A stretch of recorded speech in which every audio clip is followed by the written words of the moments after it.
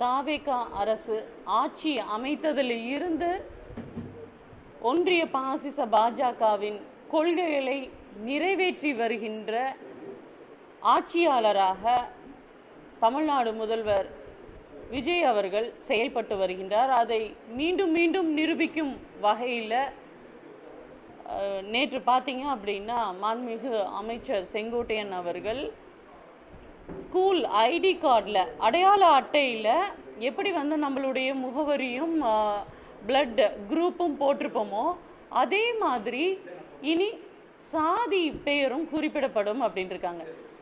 பல நூறு ஆண்டுகளாக அடிமைகளாக வைத்திருந்த காலம் மாற்றி இந்தியாவிலேயே தமிழ்நாட்டில் தான் சாதி பெயரை நீக்கி நம்மளுடைய பெயர் மட்டும் வைத்துட்டு சர்நேம் ஒழிக்கப்பட்டிருக்கு அப்படின்னா அது தமிழ்நாட்டில் மட்டும்தான். அப்படியான நிலையில் இப்போது ஐடி கார்டில் ஆதார் எண்ணும் சாதி அந்த சமூகத்தின் பெயரும் குறிப்பிடுவோம் அப்படின்னா இது கண்டிப்பாக ஏற்றுக்கொள்ளக்கூடிய ஒரு விஷயமே அல்ல. ஸ்கூலில் நம்ம கையில் கயிறு கட்டுறதவே கூடாது அப்படின்னு எதிர்த்து வந்த திராவிட முன்னேற்ற கழக ஆட்சி காலத்தில் தற்பொழுது இந்த மாதிரியான ஒரு திட்டத்தை நாங்கள் செயல்படுத்துவோம் அப்படின்னு தாவேகா அரசு சொல்லியிருக்கிறது மிகவும் வன்மையாக கண்டிக்கக்கூடியது.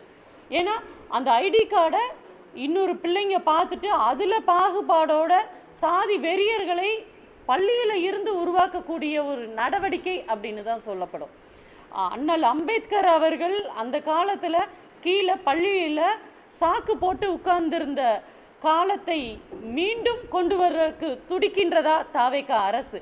இதை திராவிட முன்னேற்ற கழக தலைவர் மாண்புமிகு முத்துவேல் கருணாநிதி ஸ்டாலின் ஐயா அவர்களுடைய வழிகாட்டுதலோடு மிகப்பெரிய ஆர்ப்பாட்டத்தை வருகின்ற வாரங்களில் சென்னையில் முதல்வர் இல்லத்தை முற்றுகை போராட்டமாக நாங்கள் அறிவிக்க உள்ளோம்.